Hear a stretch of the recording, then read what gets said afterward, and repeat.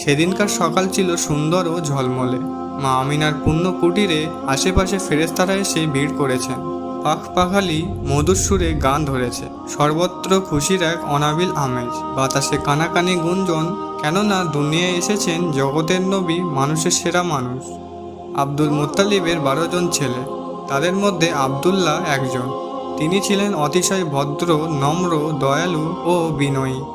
তার সাথে বিয়ে হয় মা আমিনার। কিছুদিন পর আল্লাহর ফেরেশতা জিবরাইল আলাইহিসসালাম আমিনার কাছে এসে হাজির হলেন। তিনি বললেন, শোনেন আমিনা, আপনাকে এক শুভ সংবাদ দিচ্ছি। আপনার গর্ভে একটি পুত্র সন্তান হবে। তার নাম রাখবেন মোহাম্মদ। ইসলামে নবীর জন্মের 6 মাস আগের ঘটনা। আব্দুল্লাহ ব্যবসার কাজে সিরিয়ায় গেলেন। ফিরে আসার পথে তিনি খুব অসুস্থ হয়ে পড়লেন। তারপর তিনি আর সুস্থ হতে পারলেন না। মদিনায় ইন্তেকাল করলেন তিনি। ফলে নবীজির মা আমিনা বিধবা হয়ে পড়লেন। আব্দুল্লাহর ইন্তেকালের 6 মাস পরেই আমাদের প্রিয় নবী জন্মগ্রহণ করলেন। শিশু নবী মোহাম্মদ সাল্লাল্লাহু আলাইহি সাল্লামের জন্মের খবর শুনে দাদা আব্দুল মুত্তালিব খুশি হলেন। তিনি দৌড়ে এলেন মা আমিনার কাছে। শিশু নবীকে কোলে নিয়ে দাদা ছুটে গেলেন কাবা ঘরে। সেখানে গিয়ে আল্লাহর শুকর আদায় করলেন। নবজাতকের জন্য মন ভরে দোয়া করলেন। তিনি সমাজের লোকেদের ডেকে ভালো করে খাওয়ালেন। নবজাতকের নাম রাখা হলো মোহাম্মদ। মোহাম্মদ মানে প্রশংসিত বা প্রশংসার যোগ্য। এদিকে মা আদর করে পুত্রের নাম রাখলেন আহম্মদ। তোমাদের জন্য একটি প্রশ্ন রেখে গেলাম, উত্তরটি জানলে কমেন্টে লিখুন। জিবরাইল আলাইহিসসালাম মা আমিনাকে কি বলেছিলেন? মা আমিনার এক দাসী ছিল, নাম সোয়াইবা। তিনি কয়েকদিন শিশু মোহাম্মদকে দুধ পান করালেন। আরবে তখন এক ধরনের রেওয়াজ প্রচলিত ছিল, অভিজাত ঘরের শিশুদের সেবা যত্নের জন্য ধাত্রীর কাছে দেওয়া হতো। শিশু নবীর জন্য ধাত্রী ঠিক করা হলো। নাম তার বিবি হালিমা। তিনি ছিলেন মহানবী সাল্লাল্লাহু আলাইহি সাল্লামের দুধমা। হালিমা ছিলেন খুব গরিব, বেশ অভাব অনাটনে চলছিল তার সংসার। কিন্তু শিশু মোহাম্মদ সাল্লাল্লাহু আলাইহি সাল্লাম তার সংসারে আসার পর হালিমার ভাগ্যের চাকা ঘুরে গেল। তাদের রোগা ছাগলগুলো আগের থেকে বেশি দুধ দিতে লাগলো। জীর্ণ শীর্ণ খেজুর গাছগুলো মোটা তাজা হয়ে উঠল। ফলের গাছে গাছে প্রচুর ফল এলো। এ কারণে সংসারের আয় উন্নতি বেড়ে গেল। দেখতে দেখতে হালিমার ঘর আনন্দে ভরে উঠল। অল্প দিনের মধ্যেই হালিমার সংসারের অবস্থা বদলে গেল। তাই হালিমা শিশুটিকে পরম ভাগ্যবান মনে করলেন। এজন্য খুব আদর যত্ন দিয়ে তিনি শিশু মোহাম্মদ সাল্লাল্লাহু আলাইহি সাল্লামকে লালন পালন করতে লাগলেন। হালিমার সংসারে থাকার সময় মহানবী সাল্লাল্লাহু আলাইহি সাল্লামের কাছে ফেরেশতারা এলেন। জিবরাইল আলাইহিস সালাম নূর দিয়ে তার হৃদয়ে পূর্ণ করে দিলেন। শিশু নবী মোহাম্মদ সাল্লাল্লাহু আলাইহি সাল্লামের কথাবার্তা ও কাজকর্ম সবই ছিল সম্পূর্ণ আলাদা। হালিমা এই শিশুটির মধ্যে এক অসাধারণ আচরণ দেখতে পেলেন। তাই তিনি চিন্তায় পড়ে গেলেন। তিনি ভাবলেন, এই শিশু তো মোটেও সাধারণ নয়, এ কারণে কেউ তার অনিষ্ট করতে পারে। তাই তিনি শিশু নবীকে মা আমিনার কোলে ফিরিয়ে দিলেন। তখন মহানবী সাল্লাল্লাহু আলাইহি সাল্লামের বয়স ছিল 5 বছর। বিবি হালিমার সীমাহীন আদর যত্নে পালিত নবী সাল্লাল্লাহু আলাইহি সাল্লাম আপন মায়ের কোলে ফিরে পেয়ে তো মহা খুশি।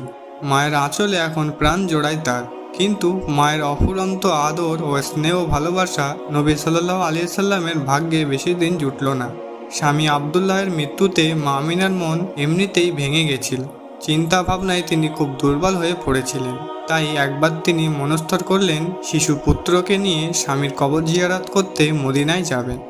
একদিন ঠিকই তারা মদিনার পথে রওনা হলেন। এক দাসীকেও তিনি সাথে নিয়ে গেলেন। মক্কা থেকে মদিনা বহু দূরের পথ। সে যুগে দূর পথে যাতায়াত করা ছিল বেশ কষ্টকর। তাও কষ্ট করে মা আমিনা শিশু মোহাম্মদকে নিয়ে মদিনায় গেলেন। মদিনায় বেশ কয়েকদিন কাটালেন তারা। এরই মধ্যে মা আমিনার স্বামীর কবর জিয়ারত করলেন। কিন্তু ফিরে আসার পথে অসুস্থ হয়ে তিনি মারা গেলেন। এতিম হয়ে পড়লেন ছোট্ট বালক মোহাম্মদ সাল্লাল্লাহু আলাইহি সাল্লাম। তখন তার বয়স মাত্র 6 বছর। এরপর এতিম বালকের দেখাশোনার দায়িত্ব পড়ল দাদা আব্দুল মুত্তালিবের উপর। দাদা তাকে অসম্ভব আদর করেন, কোলে নেন, চুমু খান, মায়ের মৃত্যুর শোক ও মর্মপীড়া ভুলবার চেষ্টা করেন। দাদা আব্দুল মুত্তালিব তাকে আহমদ বলে ডাকতেন।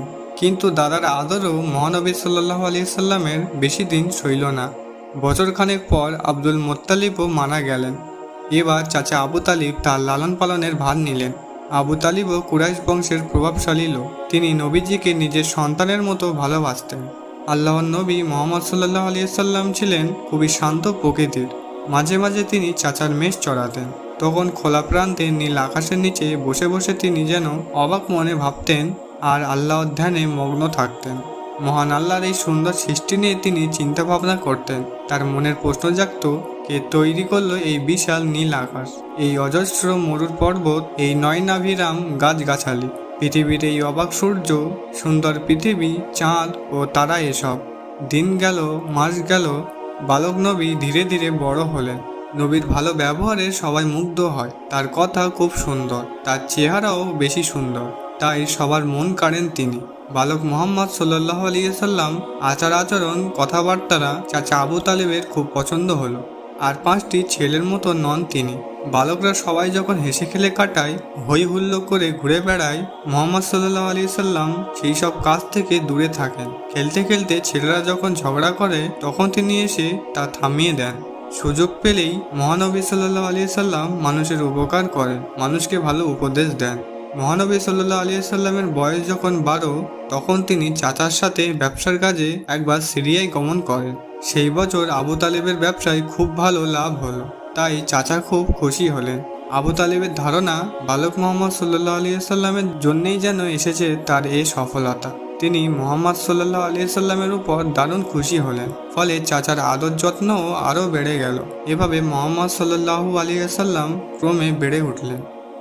শেষে আপনাদের জন্য আরেকটি প্রশ্ন রেখে গেলাম, জানলে কমেন্টে লিখবেন। মহানবী সাল্লাল্লাহু আলাইহি সাল্লামের মা ও বাবা কখন ইন্তেকাল করেন?